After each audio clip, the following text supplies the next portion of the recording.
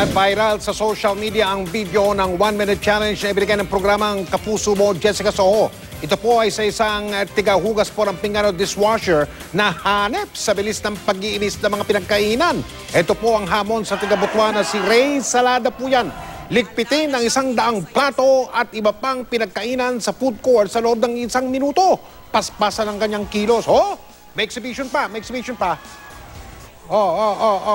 Yan ay mga paligid ng mga tao ganado sa pag-cheer sa huli. Yun ang exhibition. Tagumpay siya sa challenge. Umabot na sa mahigit 1.5 milyong views ang in-upload na video na yan sa Facebook ng KMJS.